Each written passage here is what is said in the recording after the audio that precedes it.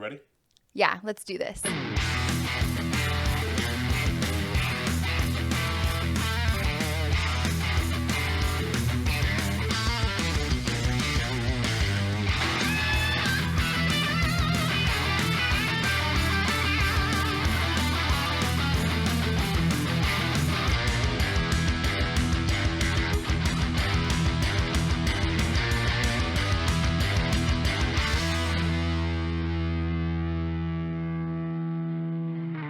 Hey everybody, Bree Milani here with Sky Insurance Brokers, and we are having another great episode of the Greatness Podcast, and I'm super excited today.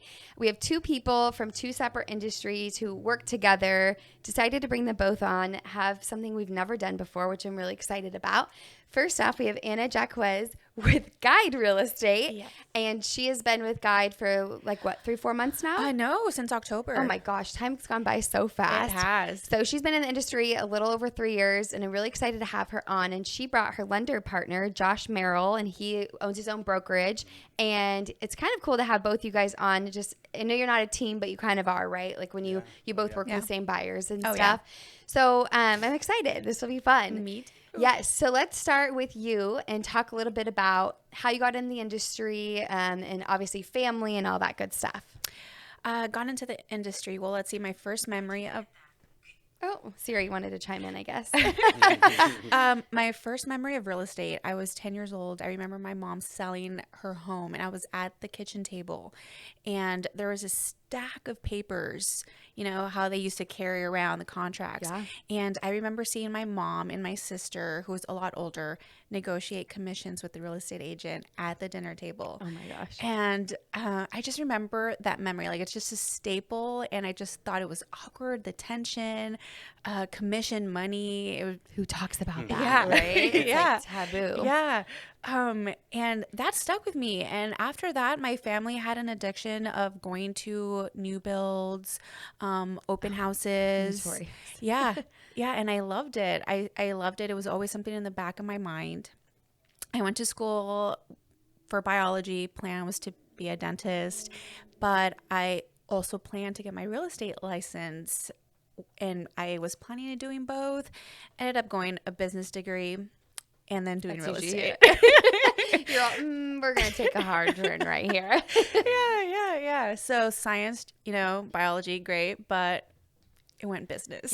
You can't beat real estate, right? No, it's so attractive. I think everybody loves real estate. I mean, look at all the shows we have on real estate. Yeah. Or that aren't always realistic, let's be honest. Yes. Oh my gosh, no. And talk about your family a little bit. I know with real estate comes a lot of flexibility, which I know is the reason a lot of young moms or young parents tend to get into this industry, because it is attractive to say, hey, I can kind of make my own schedule and get to do that. So talk a little bit about your family. So I have two babies. Well, one's not a baby. One's literally already a preteen. Which is crazy. Yeah. When you told me that, I was like, no, there's no way. Yeah.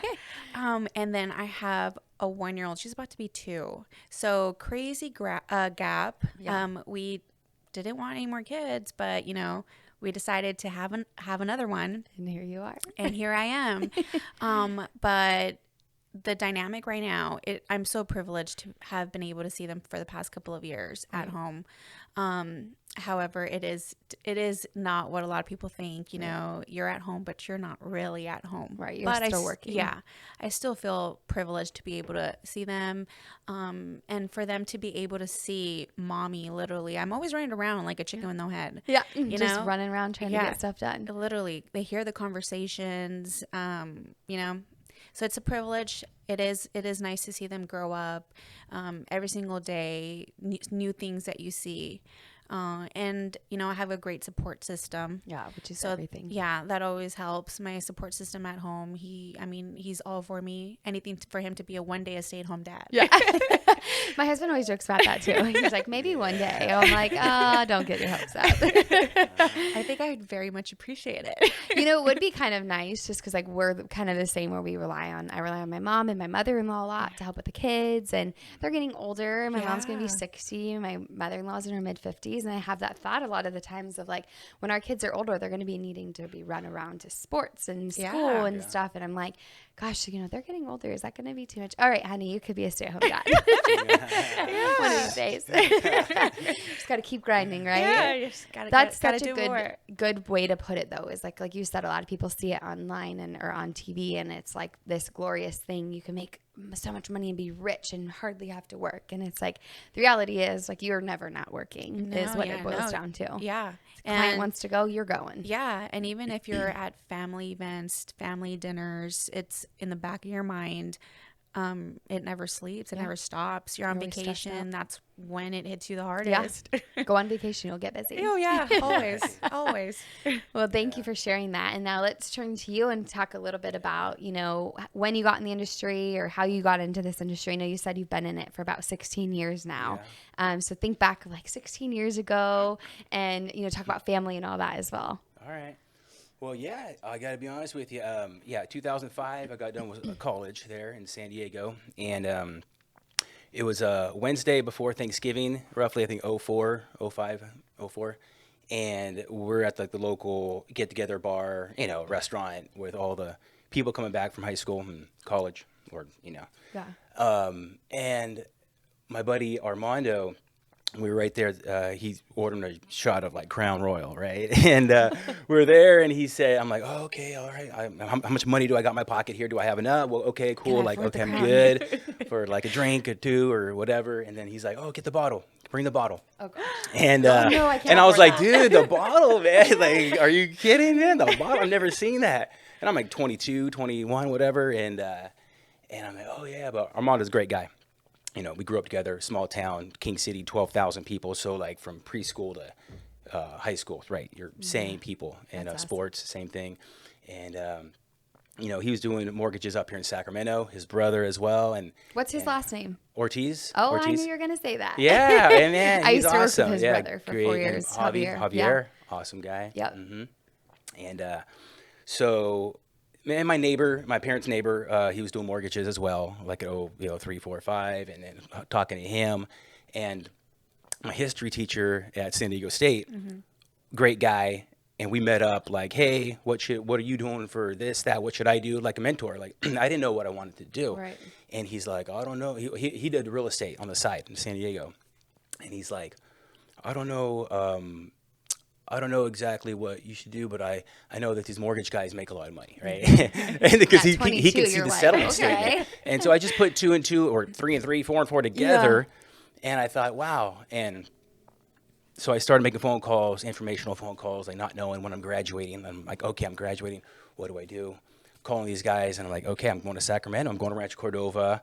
I'll say it, AmeriQuest, I'll say it, because people are like, dun. Don't say it. But I'm proud of that. The foundational things and then people I met, the relationships, not kind of what was their selling type. I get all that. Right. 228s, 327s, 5-year prepays. That's, I didn't invent those, But, and then we rolled from there, it was great. And that is that. And that set off on, okay, now you go here, now you go to the broker world, now you go to B of A, Wells, and they've all been great. That is that. So to answer the question on how it got started, from a shot of Crown with Armando, you know what I mean? Wanted to buy the bottle. So Armando and the bottle, is now neighbors with my in-laws. And he used to be my neighbor. His kids are my kids' age. And one day I'm walking around or playing out front with my kids at my in-laws' house, and I'm like, Armando? Hey, why are you doing here? He's like, well, you can, this is Air. You can call him Nano. We used to call him Nano growing up. Now he's Armando. Together. Okay, so. Yeah, now he's official. That is so funny. What a small world. And it's crazy that you guys all came up to this way, because I remember before. A lot of us. Sacramento. And I think mortgages in Sacramento is a hub. Right. Nationally, even when I was at the bigger institutions Sacramento has so many loan officers, great loan officers. I mean, you have the Paramounts or the AmeriQuest way back when, the broker worlds and the whole these partners and all these great institutions, Summit, Guide, or just all of them, right? Yeah. But they're all foundationally from the whole credit, collateral, capacity, cash, character. What's taught at the ground level at the the shops in 03, 4, 5. Right. And then the kids go off and do what they do later. But they got to get that foundational pieces, which Sacramento has provided, I think. Yeah. And I know they talk about a lot about our area, just like Sacramento County, Placer County, El Dorado County, how we're kind of protected in a sense. Like everybody wants to come here. A lot of people have migrated here from the Bay Area or come from, down south. And it's kind of one of those things. It's like more affordable living here. But now, as a native, I'm like, this is not affordable. What are you guys talking about? This is astronomical. We had a neighbor move in and, oh, hey, where are you guys from? Oh, from the Bay Area. They paid, sold their house for $2 million, paid cash for their house here. And like, it's so cheap here. I'm like, what do you, no, it's not. Like, it was cheap 4 or 5 years ago when we bought our house. Like, you want to talk about cheap. And now it's just come full circle. So I really do think these areas is where a lot of people want to come because it's kind of still that small town feel, but it is a big city and a lot of companies are coming this way. Yeah, so even that long ago, it was like that. So it's kind of cool to see it progress. Now, what encouraged you or made you want to move to the broker side? Because I know that's for us, broker, in my opinion. Yeah. Brokers are amazing because we really do have the flexibility to shop coverages and shop different carriers. And I'm assuming that's pretty similar to what you guys have as well in the mortgage side. Yeah, for sure. The main thing is just to have the control. And every loan officer, broker, real estate agent knows that it's just having control over a transaction that has so many like third party moving parts and variables that can happen within a transaction. And as a broker owner, like you have the most control. Like UWM is the main lender I use, United Wholesale Mortgage. One, and they got maybe 9,500 employees in Michigan, and they just are super fast. You know, if I submit something right now, like tomorrow morning or tonight, like I'm getting the approval. It could be a purchase, so we could slam that thing through. The appraisals are taking a little bit longer, but we're ready to close by the time out of our control. Yeah. But there's so many moving parts that, it's not a difficult process of this whole transaction if everyone has like really on it. And as a broker, I have more control over the processing, the underwriting, the pre-qualifying, the communication with the realtors. It's like, dude, I need great information so I can disseminate it out to my people. Right. I'm only, so if I don't have that, like you can be the greatest in the world, but you're only as good as the knowledge, the information you're getting. Right. And that when I was at other places and I kind of, getting older in the business, having more years under my belt, more transactions, you understand that communication, like Wells did a survey with realtors nationally, $1 million survey. Hey, what's the best thing, number one, that they want? It's communication. Yeah. Communication, bar none.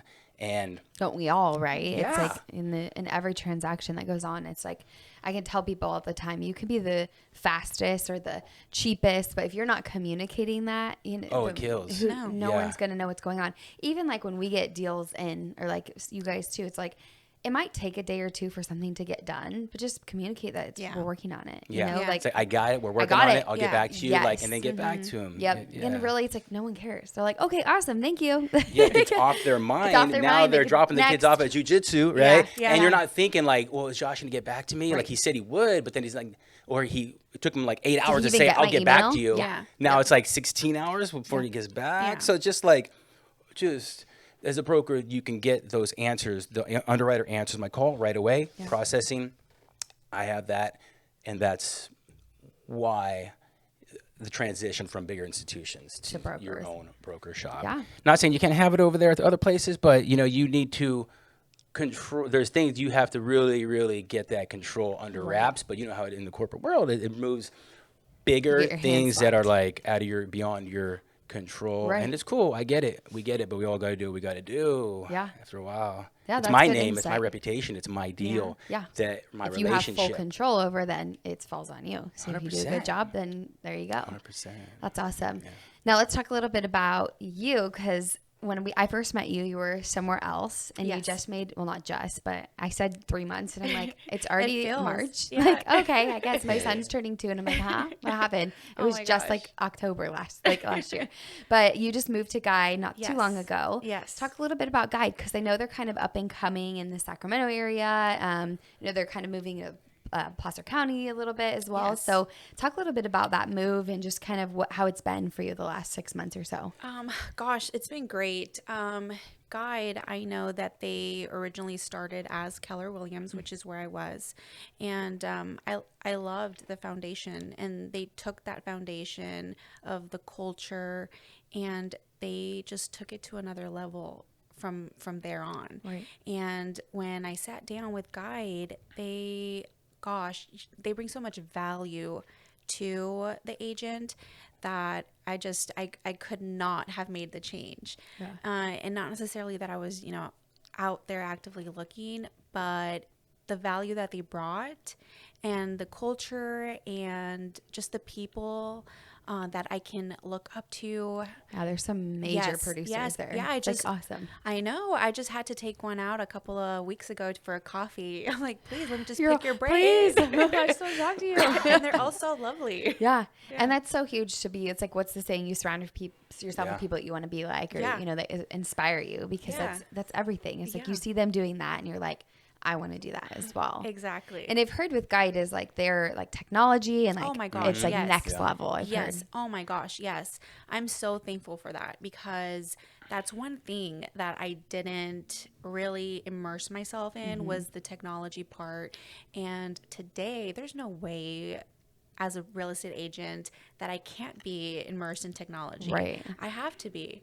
And embrace it, because a lot of it can do the job for you. It's like you just plug it in and boom, it does it all. And they have this huge group of people that I just have to put in requests and they just magically do it for you. What a dream. Magically. I've seen it happen, and they do a great job. I saw a couple things. I was like, whoa, that's great. Because everyone can like talk the talk and say like, we do this, we do Come that. on over. We'll give you a sign-on bonus and all. When you get there, it's like, where your deal's at. They want your deal. They don't care about anything else. Yeah, they just want you to do the deal. That's it. Yeah. So that's awesome. I'm so happy for you. And it sounds like it's like the perfect fit. Now, do you go into the office a lot? Because that office is insane. Oh my gosh. I really It's beautiful. try. It is so beautiful. I really try. Oh, it's so nice. I do have a desk there, and it doesn't get used as much as I would like to. We all say that. Like, I'm going to go in the office more. It's like, no, you're not. Gosh, but when I go, so of course it's beautiful. So I definitely have to get ready for the day. Right. I feel like when you walk in there, you have to be like to the nines. Like everybody is. I was like, oh, when I walked in, I'm like, we actually had a podcast interview with an agent, Emily Lockhart. I don't know if you've met her. Love her. We had her on here, and that was the first real experience when I went in. I was like, okay, they are not messing around. Like Marine went next level on that one. Yes. Yeah. Oh my goodness. They really did. A funny thing is that I was following a lot of these agents from Guide on social media, and I didn't know what Guide was yet. But yeah, I got together with Maureen, and she's took everything to the next level. Yeah, she did an amazing job. And it's cool to see, we were talking about actually, and Emily told me the same thing. It was kind of like you weren't really being recruited. It was kind of more of like, are you fit to be here? And that is so not like real estate companies. Right. They're usually like, please come on. Like anything I can do to get you on board. So there definitely was a part in the conversation that I felt a switch, and I was like, oh my gosh, like what do I need to say, because I need to get into this. I felt the pressure. You're like, usually it's the opposite. You're like, leave me alone. I don't want to be recruited. That's exactly. And I felt, I was like, oh my gosh, am I enough? Yeah. What do I need to do? What do I need to do? I need it. But you were on like such a great, powerful team before, so I'm sure they saw a huge value in having you there. But still, it is kind of. I mean, when I walked in that building, I was like, wow, am I supposed to be here? It was super nice. And all their offices are like that. Even the one in East Sac. I've never been to it. Yeah, it's so nice. The nice thing about that one is it has free parking. Oh, yeah. The other one I pulled up and I'm like, dang it, you got to pay for parking. Yeah. And I always have to extend it. Yeah, I have to extend it every single time. I go in with the plan for 4 hours, and it just turns into a day. Oh, how could you not? It's like it has its own cafe. And like it's like reminds me like a mini Google. Yes. Really, really nice coffee. Oh yeah. Sparkling soda, snacks. I mean, why would you need to leave? We're spoiled. And then you just walk downstairs and it's like everything's so beautiful. Wine tasting, brewery. The food. I'm like, are you kidding me? And then there's a new little shop there that I went to after Emily and I went. It's like the Blue Mercury. Oh yeah. Yes. Go get all your makeup. Yes. I mean, you never have to leave. No, just stay there the whole time. Well, that's awesome. And it sets the tone with the client, right? You bring it there, and it's more of like a demonstration of this is the value right here, and it sets the tone. This is how we're gonna do things, you know? And next level. And then I see like a lot of their marketing, and like I told you, I'm great friends with Emily, and like some of their marketing and things that they do. And I know our guy here actually has done some stuff with that team as well. It's just like top notch. Everything they do is pretty amazing. Yeah, so it's cool really to see you it's there. like a real estate concierge service for agents. It's crazy. And it's great for your buyers because it's like you said, you bring them into that environment and makes them feel like, wow, these people aren't. They're important. They're important. Yeah, they are. I remember Maureen saying our goal is to take care of the most that we can, and for you as an agent to focus on selling real estate. That's so nice. I was like, oh my gosh. If more people had that mentality, because we do even lenders too, and I work with primarily lenders, so I know your guys' job is like, you have to go out, get the business, and then you have to handle the business. So it's like you're really doing, and same with you guys, you're really doing two jobs. It's like in my job, I just go get business. That's my job. I just get business, and then I have a whole team that just does the business for me. So nice, right? Like what a great thing to be able to do, but not everybody can do that. And a lot of people don't like to let go of control of like, if you're going to get the business or if I'm not doing the business, like it's scary. So you guys kind of have to do both. So it's nice to have a company that's like, hey, just do what you're supposed to do as an agent. Go sell real estate. Go service your clients. We got the rest. Exactly. That's a great way for her to look at it. So now I want to talk about, just like it clicked in my mind. I'm like, how did you guys meet? Like, okay, so obviously you're real estate, you're lending, perfect match made in heaven, right? Perfect thing. But how'd you guys meet? Like what was the connection? So I have a peer and she's like my accountability buddy in real estate. And she had used Josh before, and we came upon a very tricky deal, and that's when I had reached out, and I was so thankful because that deal would have definitely fallen apart if it would have gone the direction that it was going. So that's how I met him and worked with him. My peer had told me about him. She loved working with him. I think you even did her mom's or something like that, right? Once you've done a family's, it's like, you must be good. You're in. And you can, get that trust, because it's like anytime I have to refer my family, it's always kind of, I have so many people I work with, I'm like, who do I choose? It's like once you earn that, it's like, you're good. Well, that speaks volumes to you then. That's huge. For just sure. Trying to go the extra mile, because, I know there's a lot of times I see a lot of posts on Facebook. People are like, this is falling apart because the lender, Yeah, you can promise the world as an agent. I mean, you promise everything on that contract. Yeah. But it really means nothing if your backbone, your lender, cannot commit.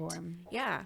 So, we'll just end up looking just not accountable on our end without somebody that can especially when that's your referral, like you're saying, use this person, they do a great job.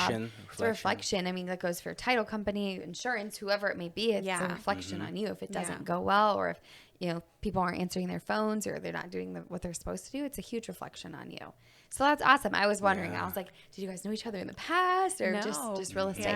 That's awesome. Yeah. Then that does speak volumes to you. And I know, like, as a broker, like, you do kind of have a little bit more flexibility, right? To be able to kind of, like what I say with Farmers or State Farms with insurance, like, they're great companies. It's just that you fit into the bubble, you're A-okay. But if you don't, you're outside that bubble, you're not. You kind of have to, you go to a broker. We can kind of find things that, aren't perfect, but still get you a great quality product. And now is that kind of similar to what you guys deal with? Yeah, pretty much. It is like I am processing my purchases. So Anna sends me a deal, and I go A to Z with it. Oh, so you don't have a processor. I do. I can contract processor for, say, some refinances or other deals, and I can hire on like a W-2, and that's going to be a thing. I W-2 someone or 1099 and get into that. But it is relinquishing control a bit, but I'm doing everything, and that's why, and having that lender, say UWM, I can confidently, like, definitely knock these out 100% and shoot, like, and I can confidently say yes. Yeah. For 10 years, say at other institutions, you have to use a processor. You have to have an underwriter. You have to have all these pieces, but as a broker, it is just more exceed expectations. And hey, that's your relative. It doesn't. I mean, it's a reflection of you. You send it to me. Right. You get the handwritten thank you card, bam, right? And then it's like, but I nail it every time, and you have to. Because I can talk pretty, like, hey, try to persuade, but it's real. It has to be real. You don't fake it till you make it. Yeah. No, you are have it. To do it. You become it, and then you go sell it. Yeah. Because you are it. Yeah. And especially when you do everything from A to Z. Yeah. I've kind of seen that become a trend. I have a few lenders I work with, and actually both of them work in Elk Grove, the two I'm thinking of. And they did something really similar. They were working for big banks, big institutions. They went off to a broker. Initially, both of them actually hired on processors, maybe more of like a 1099, like pay as you go type of thing. And then slowly realized that with these UWM, I think there's a couple other ones they broker through, like you really don't need that. As long as you're carefully watching your deals, it usually goes through pretty smooth. And when they said that, I'm like, that's kind of cool because you're really cutting out another person that possibly doesn't really need to be involved. And one of them who I just had lunch with a few weeks ago had said that's going to be the wave of lending, like cutting out these people that are getting paid a lot they are, and they increased their rates this last year. Like I talked to a lot of them. They're trying to like $1,000 a file, just to do a refi or purchase, and that's not even like when the approval comes in. I am on it. Like, let's go. We go. I'll print it out and I'll write it. Talk to the underwriter. We boom, boom, boom. Email out the conditions list to the customer. Call the customer. Go over to them, and I'm talking within like a half an hour every single time. You're good to go. When you have a processor, it's just another human being, right? And then they get it on their desk and they're like, or it's in their email, and I'm like, let's go. It's there. Like people always ask, well, when do you leave? When do you leave the office? It's like, when it's all done. Like, what time do you leave? When it's all done. Like, you're all, I have a condition. Like, I have something pending until boom. And that's when I'm going, So you don't have young kids, do you? No, well, that's kind of why, like that could be like my on 20s. Your slogan. You're like, look, I don't have young kids. I got a French bulldog. Agents, I'm here for you. I'm here for you. I don't have kids. I'm good to go. Because really, like, for me, my thought is like, when you say that, I'm like, ooh, no, because like even my husband sometimes will try to be like, I'm gonna stay. I'm like, no, you're not. Get home. Your kids need you. Because that is what it is. But my husband is an accountant, so he's got a stressful job. He does got a lot going on, and there are days he stays late, and other days that I'm like, get home now. I don't let mine work overtime sometimes. Yeah, it's hard because if you don't have that distraction, and it's bad to call your kids a distraction, but they totally are from work, of course. And it's purpose. And it's in a great way. I mean, but.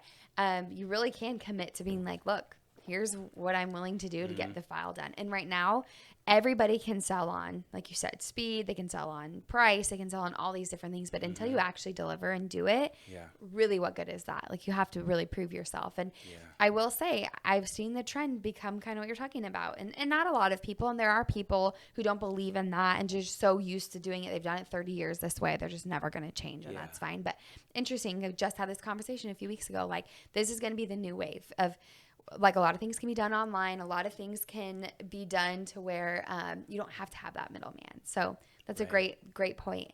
We're going to take a quick break here. And then I want to hop back on and talk a little bit about the market. And it would be cool to have both your perspectives since we're in the same market, but with the real estate side and the lending side, I kind of want to hear what both you guys are foreseeing what our future is going to be like. You got it. All right, we'll be back.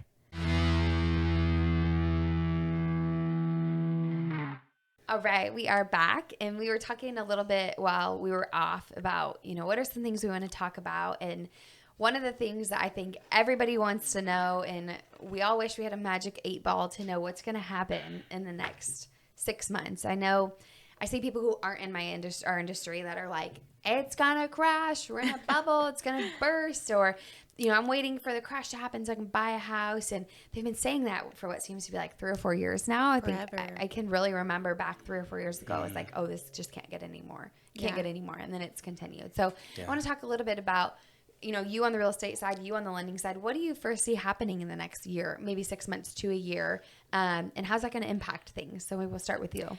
Gosh, well, the end of last year, I thought for sure at the beginning of this year, things were going to slow down. And we ended up with the year closing an average of like maybe 5-6 offers per home. And I thought, okay, it's going to chill out. Buyers are going to be able to breathe a little bit. And total opposite. It's hard competition out there right now. For the future, I personally don't think house prices are going to be coming down in the next 6 months. I think it is going to keep going up, maybe not as, the skyrocket that we've been having these past couple of months or the past year. But definitely my opinion is prices are not going to drop in the next 6 months. Competition is still out there. Even with the rates going up a bit. I don't know if they went down a little bit because of what's going on overseas, but it's not, at least on my end, it's not slowing down. But I definitely thought, like, when I heard the first rate increase, this was maybe 3 months ago. I was like, uh-oh, here we go. And then they had another one, and I was like, uh-oh, here we go. And then I'm like, wait, what's going on? So, and I did have somebody on, and they pretty much, she was telling me, and she's like, even with that, there's still, maybe you knock out 10% of buyers. There's still tons of buyers that still want a house, and that extra percentage isn't going to kill them. So that's interesting. Because even with the house prices going up, and then now the rates are going up, so I'm not sure if people are also getting scared. If it's going to go higher and an expensive house. So, that brings you to a total different type of neighborhood, for a lot of people. Maybe you have to change zip codes or whatnot. What about you on the lending side? What are you seeing? Well, for sure, we got to start with rates were at an all-time low. COVID happened, and they went to the smoking low. I couldn't believe my eyes. Right? Yeah. What are 1.99, 15-year fixes, 2.25, 30-year fixes. That's what we looked in at. Wow. Yeah. It's insane. So you're like, they'll never go down anymore. And then they just kept going. They kept going and going. The last couple months, they've gone up a bit. Yeah. And so that's the starting point. And of course, they've gone up ever since the Fed are they're going to raise rates. The past 3 months, basically, lenders have already kind of built in those increases into their rate sheets. Rates have went up about 1% over the past 3 months.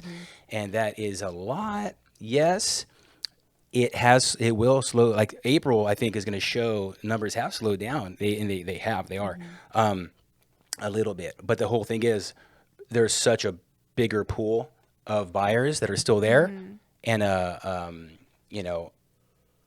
not so high of inventory, of course. So still not enough. Those buyers are going to be there anyway. Some buyers are priced out and they cannot buy, or they got to go to 300,000 or 350, a different neighborhood. Find a different neighborhood, But they're going to take their place, and it'll be fine. It's still going to appreciate, a fair amount, but not as much, of course. Rates for this year should be roughly lower 4s, upper 3s, and maintain that and not go any higher. Like the 10 years, maybe 1.83 right now, and that shouldn't. We think that has hit a ceiling. We think what do I know? Me and Feds. me and Barry and me. Yeah. But it is at a peak. They built the rates already in. We think with gas prices and the economy, inflation, they can't. They got to do something. They can't keep raising. Right. And so, of course, Ukraine, Russia. The past 48 hours, rates have dipped. Wow. By a pretty good amount. Wow. Yeah. So, that is, that's good. And a short term, the war over there, the invasion, that is going to be a dictation of what's going on long term down the road here. Later this year, or next year, the recession coming. That's what we think, Do we dare say it? Yeah. And like we said during the break, Barry Habib. So this is, our mortgage guru in the U.S. And he said in Las Vegas in August, he said, 2023, we're going to have the lowest rates that we've ever seen, and we'll be in a recession. Does he predict with that recession the housing market being super affected by it? Because I've heard people say maybe we'll be in a recession caused by the stock market or other factors versus in what 2008, 2009 was heavily done by the real estate, or the real estate market was heavily affected by it. I personally don't believe that real estate will drop down ever like it did in 07 and 08. Right. Am I wrong? Right. No, I think you're right. And I can tell the tale from I got in 05, but great time to get well, the best time would have been, I should have skipped college and I should have went straight to mortgage. But basically 1, 2, 3, 4, 5, 6, there was 228s, 327s, 5-year prepaid penalties, just, option arms, the pay option arms, right? And those CDOs, if you watch those, the Wall Street Too Big to Fail, all those things, right? Wall Street created those CDOs. Okay, I know I don't know exactly what I'm talking about here, but all the CDOs, the CDEs, and all these things. But you know what? They put the wheels in motion for those products to be sold out. Anybody can sell those products. Right. They're just there. People will take them. Right. And they exploded because when those payments adjusted, you could not afford the home anymore, bar none. Everybody and that will have a meltdown. Yeah. Everybody purchasing a home now, ever since 2000. Everybody's scarred. Everybody. It's all full doc. It's all full doc. Yeah. Everyone's qualified and it's full doc or cash, right? Yeah. So it's a different ball game, and there's equity in there. They're not gonna and then 80-20 loan, like people have skin in the game. You're putting 20% down, or 5% down. You're putting some down, but you qualify with your income and you qualify with your credit. Right. Yeah. Back then they'll give anybody an 80-20, 100% financing loan. Anybody. Yeah. And there you go. You don't have to have a job. Right. No job. It's okay. They'll say you're a basket weaver for $12,000 a month. Yeah. They'll say that. I mean, I never said that. Guess what? This is what I do. This is how much I make. Okay, here's $500,000. It's yours. Right. Yeah, the one thing. And that's what was out there. So that answer that question. Why real estate should, if anything, it flattens out down the road, which in healthy markets it will. It should. It can't always go up. But it will never hit that 2010, 11, 12, or 2008, 9, 10, where they just catapulted low. I remember I was young. I mean, I was still in high school when the economy crashed, but my husband's family was really in the trenches of it. They did stucco and drywall. So you saw it kind of all unfold. And it's like now that was 2010, 2011 when things kind of really went down for them. And then 2012 things picked up, and really since then, gosh, I guess it's been 10 years, which is crazy to think about. It was a slow, steady build up to that, to where they are now, which is interesting because, a lot of people, especially lenders, I've seen it happen. These last 3 years have been phenomenal. Yeah. So they're just buying cars, buying houses, buying boats, and buying vacation homes. And I'm like, no, did we not remember what happened? But, we just hope that things don't go that way again. I guess I'm scarred. Just, my family were very blue collar. They weren't affected by it at all. My mom worked at a grocery store. My dad was a truck driver, so it didn't really affect my family. But seeing it affect my husband's family, it's kind of an eye-opener for my husband and I now that we've got 2 kids and a mortgage. And to be honest, that shouldn't happen. Right. Like Wall Street to Main Street, that should not happen. Right. If you open up those guidelines and you give anybody a loan, you take, say, Monterey County, and you give that county only open guidelines. Mm-hmm. Anybody wants a mortgage, get a mortgage, those homes will quadruple in price. Mm-hmm. And then when those guidelines constrict, those homes will just shoot down in value. Right. But what if people refinance, took out more money, or they have retirement funds, they take out money, they put in their 401k, and then they go to retire during that year? Now they can't retire. All because Wall Street, they created those guys. I mean, Wall Street, they're going to come after me now. Look at that. I'm like throwing them under the bus. No, I'm too small. But it's like, but they create that and they know what's going to happen. The market's predictable. People will buy those option Rs. People will buy